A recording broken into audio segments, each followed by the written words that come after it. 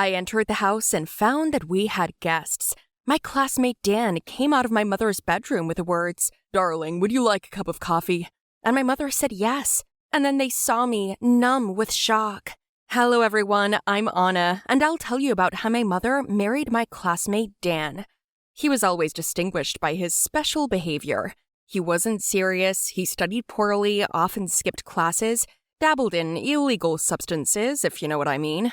My mother and I, though, lived well-established lives, but I also studied perfectly, despite my mother's money.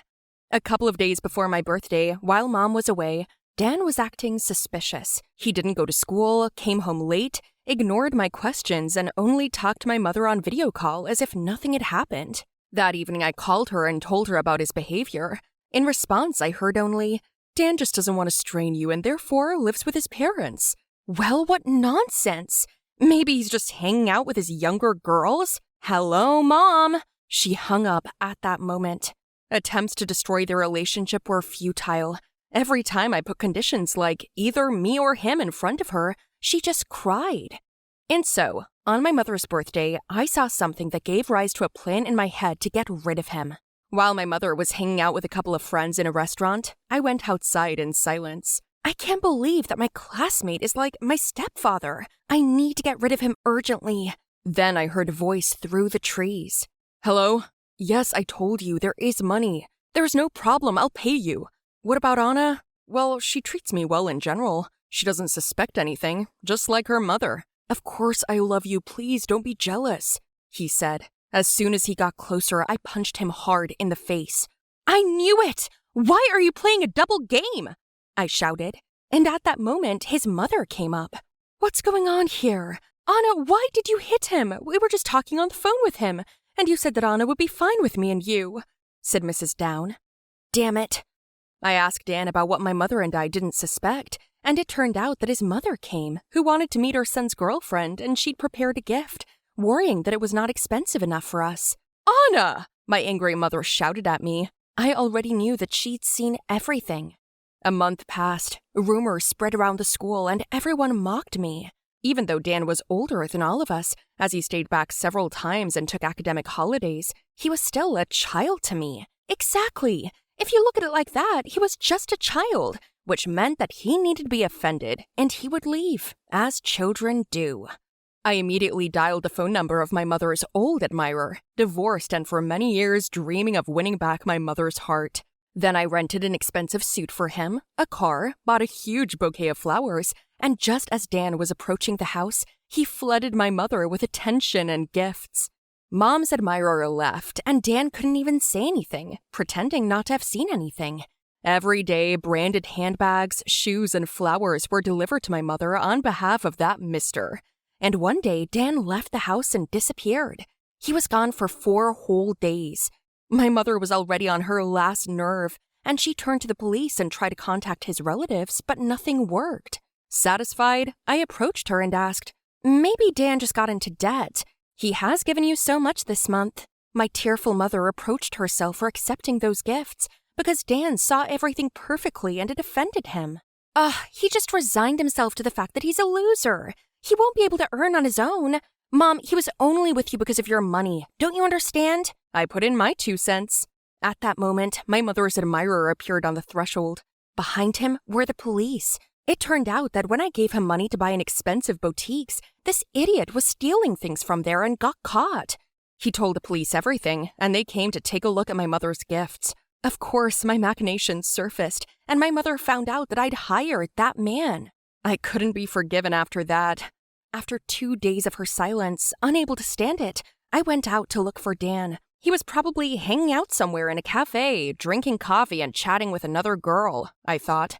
And you know what? Dan really was in the cafe, only I saw he was washing the floors, dishes, and still trying to serve tables. I froze. What are you doing here?" A tired Dan looked at me and said, "Sorry, your mom dreamed of beautiful gifts so much that I decided to cash in on them. I can't look into the eyes of the woman I love knowing that I'll never be able to afford her. When I get some money, I'll come back." Damn, I'd never been so ashamed. I took him by the hand and brought him home by force. I asked for forgiveness from both of them and gave her my word not to get into her relationships anymore.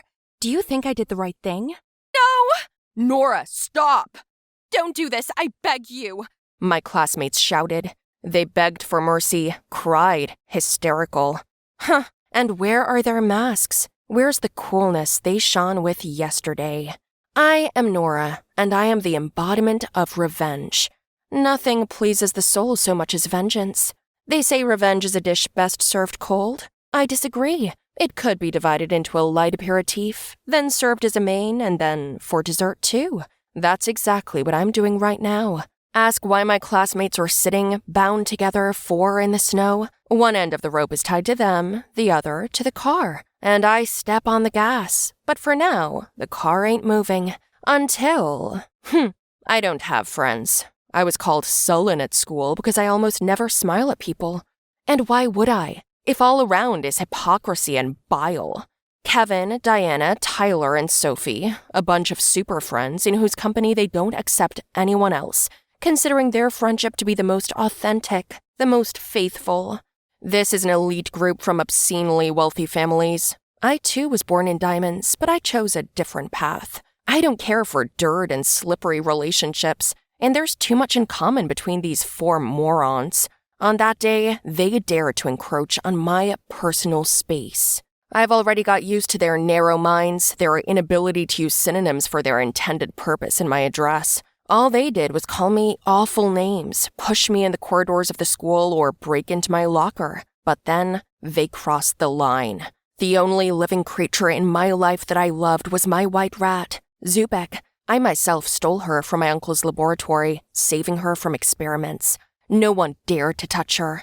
I carried her with me, including at school. And that day, I'd found her with a terrible allergic reaction in my locker. One of those 4 gave her a citrus peel. She went into anaphylactic shock. Luckily, the veterinarian wasn't far away. I managed to run there and leave Zubik with her. I wasn't allowed into the office, but I realized this was the end. The doctor knew me well, and that I loved Zubik. After a couple of minutes, there was silence in the office. I didn't wait for the unfortunate news. I just decided to kill that nasty foursome. Tyler first. I stole the phone of Miss Mells, our math teacher, and texted him to go to the school parking lot to pass on something. I sent Diana a message about a cosmetic sale on behalf of her favorite brand. Sophie came with her after school, and Kevin? Kevin was the dumbest. So I just walked up to him and told him to come to the parking lot after school, and he didn't even ask why. When everyone was assembled, they laughed at the sight of me. What? You don't want to send messages? What for? What, ugly? You decided to tell us something important? They said through their laughter. Then I took out a pepper spray and blinded them properly. They called for security, but it was pointless. The guard was sleeping from my pills, and the cameras, as if by accident, were out of order. Every single one. While they were rubbing their eyes and screaming, I took out a gun and yelled for them to get into Diana's car with their hands and mouths tied. Then I took them to a deserted place. Night was falling. I made them get out of the car. My heart froze at the thought of Zubek. I tied one end of the rope to the car and wrapped my classmates with the other. Then I removed the tape from their mouths. That was the first time I saw real fear in their eyes. You 4 against one small rodent! Your lives aren't worth this! I screamed. Wait, what are you talking about? My Zubek, which one of you gave him citrus? You're sick! You're friends with a rat? Out of anger, I pressed on the gas, but while the car was in the parking lot, the loud roar of the engine made them beg for mercy. I'll free the one who tells the truth. Stop! I'll tell you everything. Just ask. Set me free, please. You? What about me? We're friends, aren't we? And what are we? Sophie's my cousin. Cousin? So that's why you talked me out of hitting on her? You told me she thinks I'm a freak. Freak? You know I like you. I couldn't say we were related, otherwise it would have been laughed at in class. Reputation, dude. What reputation? I like the girl. Couldn't you tell me the truth? That fact wouldn't help you anyway. You're too macho, full of yourself. Sophia, you didn't tell me you guys were related. These 4, considered legendary, morons calling themselves super friends. Boom. Now they're broken. Want to crush the enemy? Create a dangerous situation for them. Then their insides will all fall out. Everyone will pull the lifebuoy towards themselves. I threw my toy gun into the snow. Those four didn't even notice. They continued to sort out their rotten relationships, leaving them there with the car running. I left. In the morning, I had a powerful alibi from the vet that I'd spent the whole night in the clinic and never left there. This forced them to try to complain about me to their parents, but that didn't work. I have no motive, I said, and pulled a white rat out of my bag. My classmates froze. Didn't we kill her? I don't understand what you mean. The car was yours, your friends are yours, and what does Zubik have to do with it? Embittered, Kevin, Sophia, and Tyler changed their version of events and blamed Diana for everything, and I left school full of satisfaction. Well, my new rat and I went home.